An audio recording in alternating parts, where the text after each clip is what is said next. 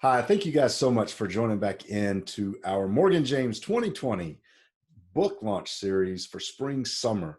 And today I'm super excited here because I'm with an author, Sue Hassmiller. And Sue is the author of a book titled Resetting: An Unplanned Journey of Love, Loss, and Living Again. So Sue, thank you for taking the time to talk with us today. I'm excited to be here, Jim. Thanks. I'm excited as well. I know this book was a journey of, or the book itself is poured out of a journey of love and loss, but also in an attempt to help other people on when they're on these similar journeys, dealing with grief, dealing with loss, dealing with overwhelm. So, you talk about in the book, you talk about the hospital experience that you had, being in the ICU with your husband. So the the first question is, as a nurse, what advice do you have for the rest of us as to how we can be our own best advocates and the advocate for maybe our family members, especially in a time like today, where sometimes we're not even allowed to be in there with our loved ones. Yeah. So, just as a touch point, I think I would like the audience to know that why I was in the ICU was Mm. because my husband, almost 4 years ago now, it'll be 4 years unbelievably in October, he was riding a bicycle and someone found him at the side of the road. He was brought to a trauma center as a quadriplegic. I was at a meeting. It was early on a Sunday morning, and it was quite traumatizing, as you might imagine. And he lived for 10 days in the intensive care unit. And it was during those 10 days that I really needed to be a big advocate for him. I am a nurse, so I do understand from a nurse's point of view what it's like to be an advocate, but I've never been a family member. So the advice I would give anyone who has a loved one in a hospital, whether they're near death or just in the hospital and will come out of everything just fine, is you want to make sure that the providers understand who your loved one is. I always say, bring pictures in, put them on a bedside stand, let the providers know that this is not just another case or another person, but this is a loving husband, an adoring grandfather, a volunteer for the Red Cross, a Vietnam veteran. You've got to make some kind of a connection and differentiate yourself from all of the other people and bodies, if you will, who are coming in and out of this institution. And Jim, providers really want to make that connection. I mean, they go into the business, nursing and medicine, because they love the connection. They love to be with people, but they don't always have the time to talk to you, especially in a very busy intensive care unit when they're trying to save lives. It just becomes very mechanistic. So really try to make that connection. The other thing I would say is, don't ever be afraid to ask questions. And if you can, my husband could not really talk. He was on a breathing machine fighting for his life. But I knew, because of an advance directive and a living will, which I tell everyone to please do a living will and an advance directive. So know what your loved one wants and try to convey that to the providers. Providers are very busy. I mean, take this pandemic, you see them on TV now, but it doesn't mean that you can't ask questions, but it means that you have to respect the provider's time. So I would, first of all, keep a notepad and take notes and make observations and try to figure out when the next test is coming up or decision point, and bunch your questions. So when the doctor comes in or when nurses come in and out, it's not like one more thing, oh, I forgot. Bunch your questions so that you can be really organized about asking them. And I would say, give them a lot of gratitude and praise. Mm. It's very difficult to be a nurse these days. I'm going to speak as a nurse now. It's very, very difficult. So if I have someone who tells me, wow, you're a great nurse and you're going above and beyond for my husband, nurses and any human being would react to that kind of recognition. I think two more things. If there's something like medical rounds, insert yourself, because sometimes nurses, doctors, respiratory therapists, they come around in bunches. And in the book, I call them the intimidators. And it's really intimidating to sort of insert yourself into their circle. But again, you're trying to convey that your husband or your loved one is a human being, and you want to hear information firsthand. So I would do that. Lastly, I would say on your question, how to be, your loved one's best advocate, I would say take care of yourself. If your loved one is going to be in the hospital for quite some time, my husband was there for 10 days. I understand, you love someone, you don't ever want to leave them. I'm never going to leave you. You make these promises when you're married or you have a partner or your child. But I would really warn against these 24-hour visuals where you're not getting any sleep, you're surviving on potato chips and soda. You cannot be your family member's best advocate if you are not rested, if you are not getting some fresh air, if you're not leaving the hospital to get some perspective, if you're not eating healthily. So that's a thumbnail sketch. Obviously, everything you're going to ask me today is in the book, but that would be a thumbnail sketch to that question, Jim. Oh, thank you for that. And you touched on so many points there, and they're so effective. Everything you touched on, I experienced firsthand when I had my surgery. I know many of our viewers may not realize this, but many do. 2 years ago, almost this week, I had open heart surgery, surprise, emergency, and my wife, Chris, was my advocate, and she did an amazing job, and she followed many of those principles that you just laid out. So it's super effective. And thank you for sharing that. It reminded me of an analogy. I use a lot of analogies in my book, but this advice I give to not do these 24-hour visuals. It's like going into a boxing ring, and you just keep boxing and boxing, and the bell never goes off. So you don't have any chance to pause and regroup and recharge. If you're going to be in that boxing ring, you got to let the bell ring every once in a while to recharge. Outstanding. Thank you. So, you want question 2? You want to take a break? Yeah, I'm good. Okay, perfect. So Sue, the first question had so much in there, and there's more in the book, because your journey isn't just about advocacy, but it's also about dealing with an important topic, which is grief, and not just living in that grief, but how to cope, how to deal, how to come through it, and even how to help some others. So what advice do you have for someone who's either experiencing that kind of level of grief now, either through loss or whatever the type of grief it is, and maybe to those who are just a little unsure as to what to even say to someone who's going through that emotion? So let's take those questions one at a time, if you will. I would say that grief is a monster. It's a many-headed monster. You need to acknowledge that grief is painful. I think the worst thing that you can do, if you've lost someone who is very, very dear to you, is to not acknowledge it, to ignore it, to go back to work too early, to just, act as if you're just getting back to life.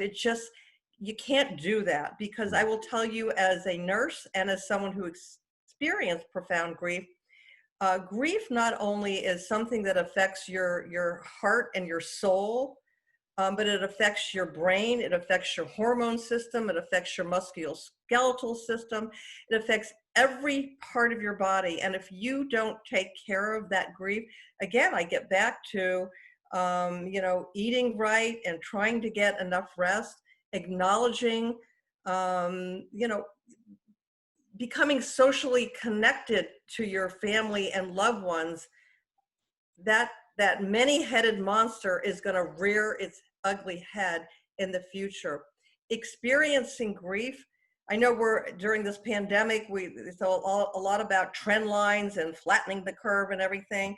And I will tell you that grief goes like this.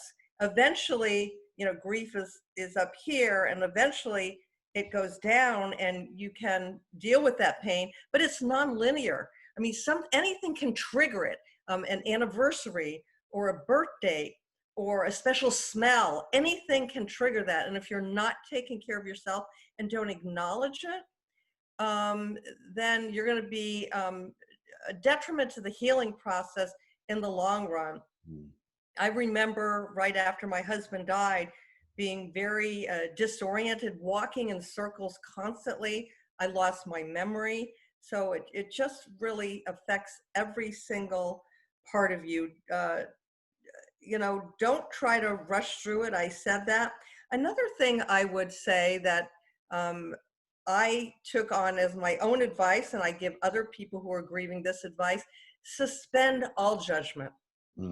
And what I mean by that is, and it sort of leads to the next question, people will say things or not say things. People are, for the most part, very, very well-meaning. They don't know what to say. I will tell you that people are clueless. I was, even though I was a nurse and took care of many people and families throughout their death journey. But people are clueless about what to say. And sometimes they say really stupid things too. So if you can not waste energy, and the grieving process is all about how to sort of manage that energy and take care of yourself. If you're wasting energy on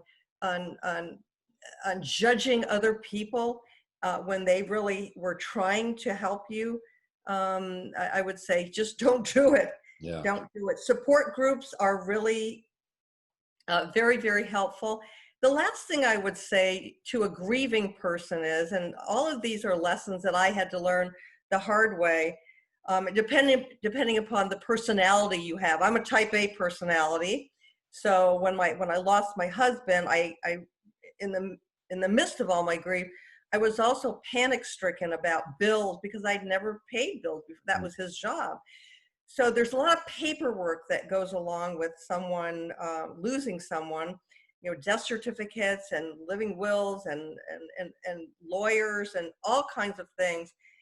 Put off what you can put off, because you can't make good decisions in the beginning. And I was trying to take my energy with my type A personality and make all these decisions because I just needed to make sure things were taken care of. I didn't want to lose the house and the car, but take advantage of people who can help you, and try to save the things on your list that can be saved for later, and just get to the emergencies in the beginning.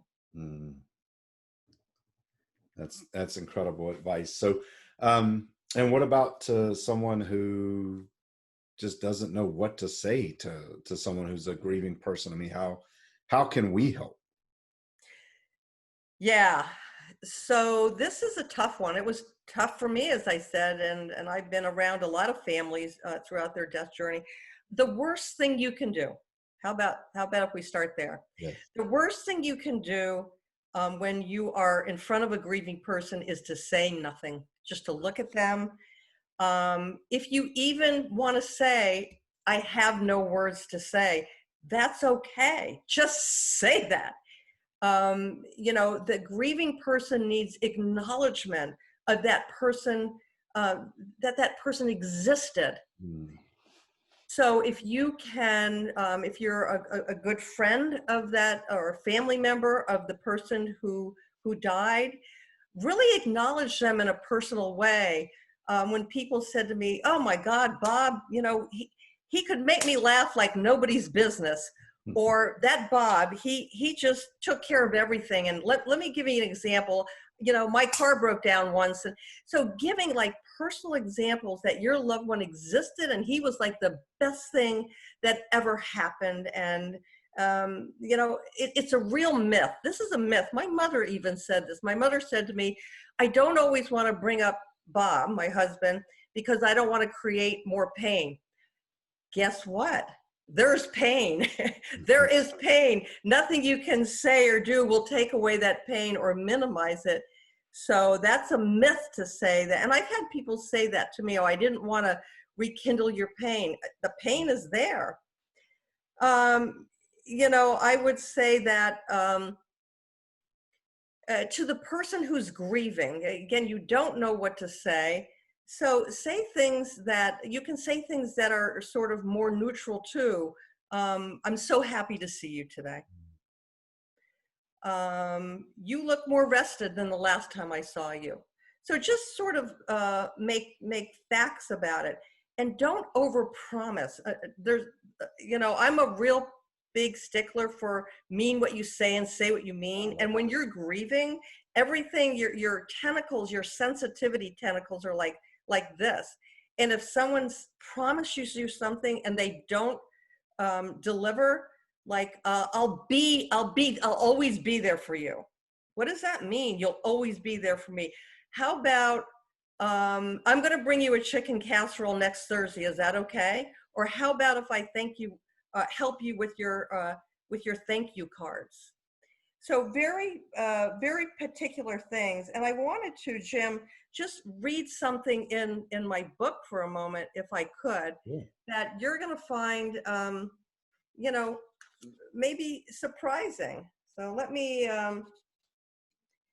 see. I want to say, I understand one of the phrases here's what I want to say.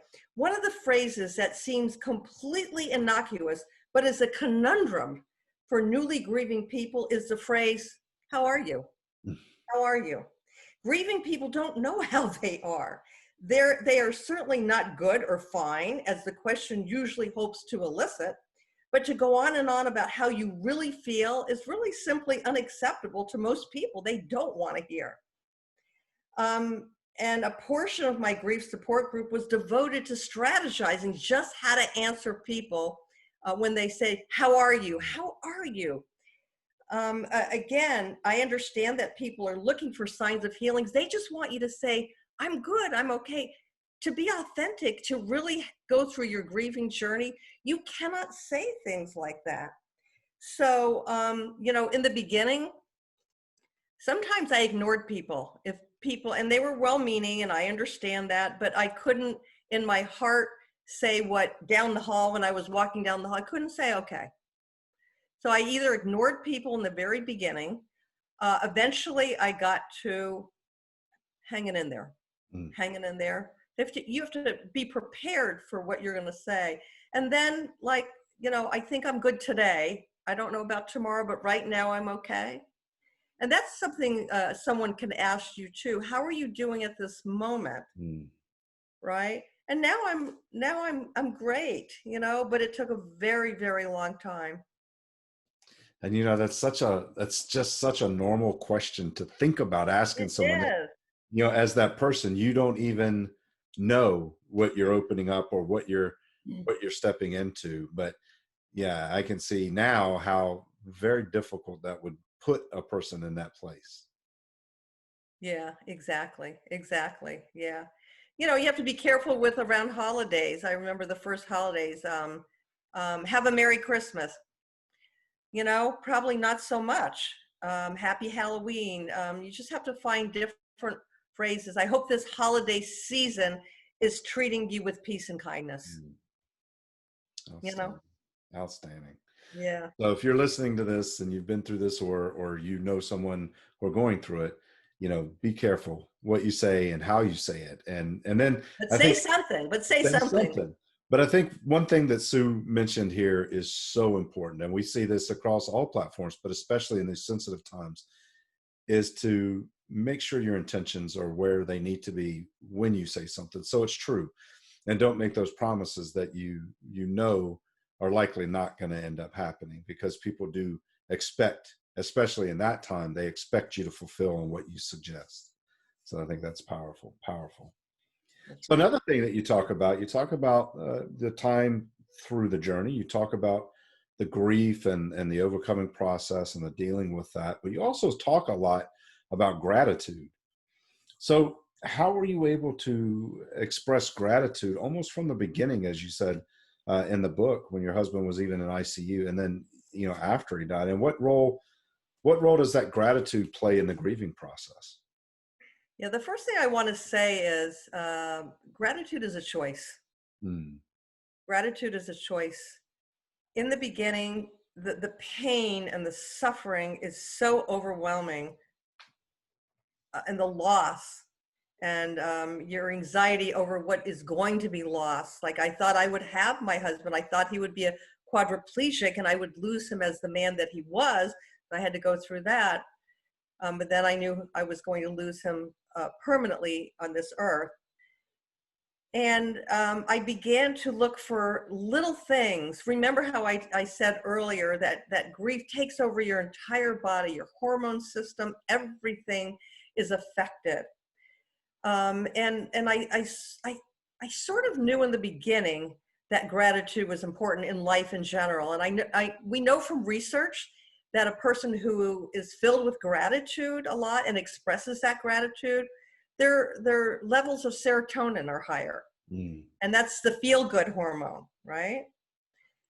So little things, and again, I said earlier, keep a notebook and make observations, but part of those observations, and that's what started my blog, quite frankly, I made observations about this nurse explained something really well today, or Karen and Kristen gave me a 1 hour break to have lunch. So just, you have to find by choice the smallest of things to be grateful for, and not only observe them, but write them down and give other people the recognition for what they have brought into your life.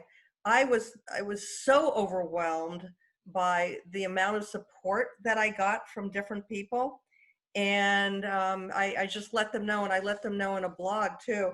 I want to read one more thing from my book, if I will. Sure.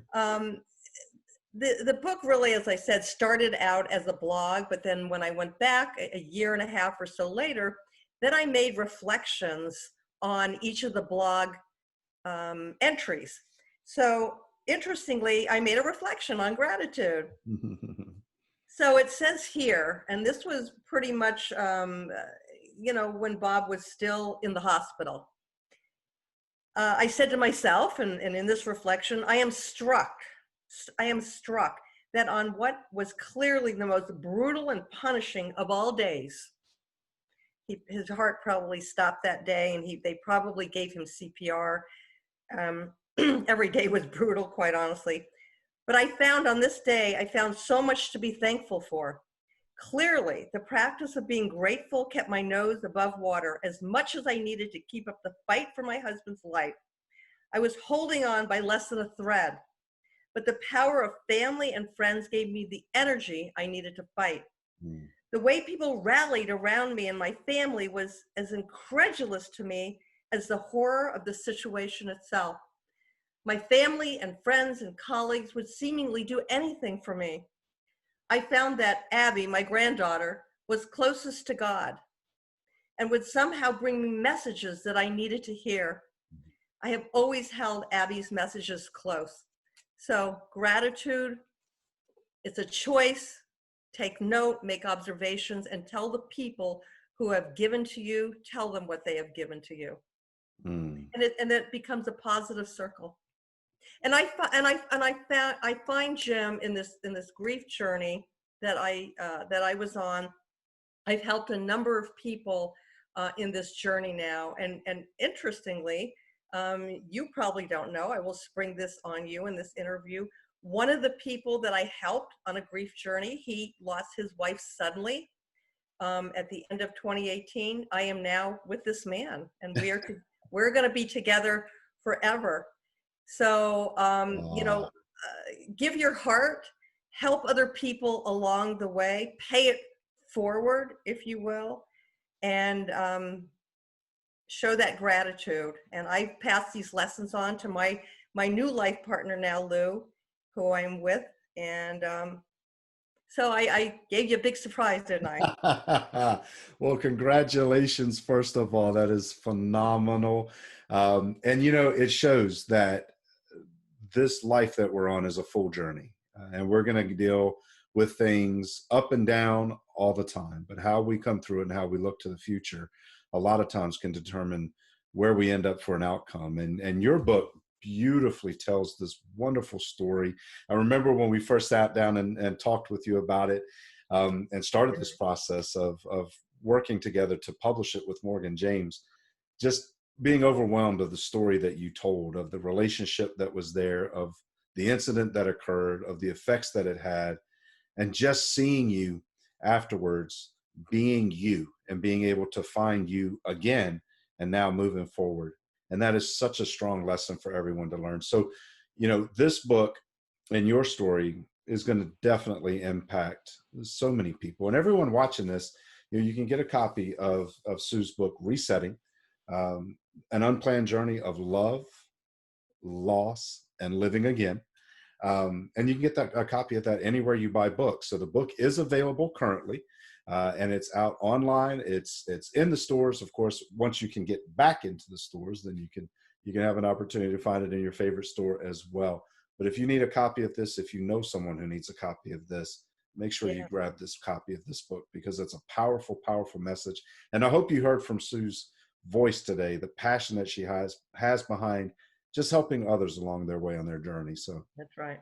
Outstanding. And it's a myth, Jim, to think, well, I haven't lost anybody recently, or I'm not about to lose anybody. Well, guess what? Are you really in control of that?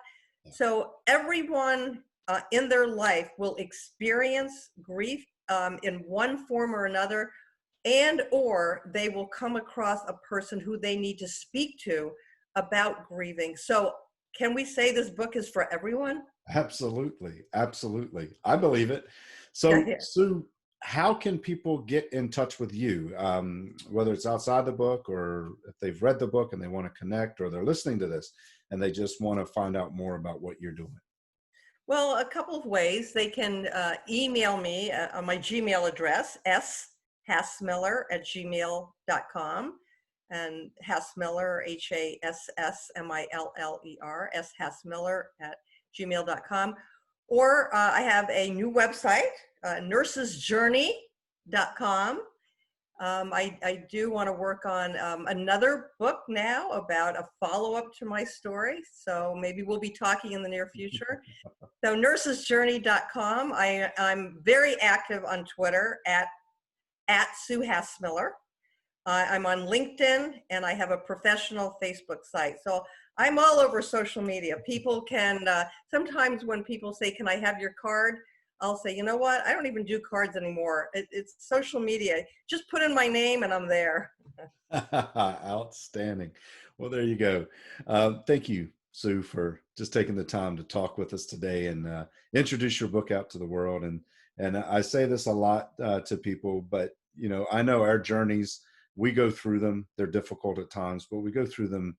And when we come through, we have an opportunity to impact other people, and you're doing that. So thank you for utilizing your story and your journey and continuing to have an impact on people.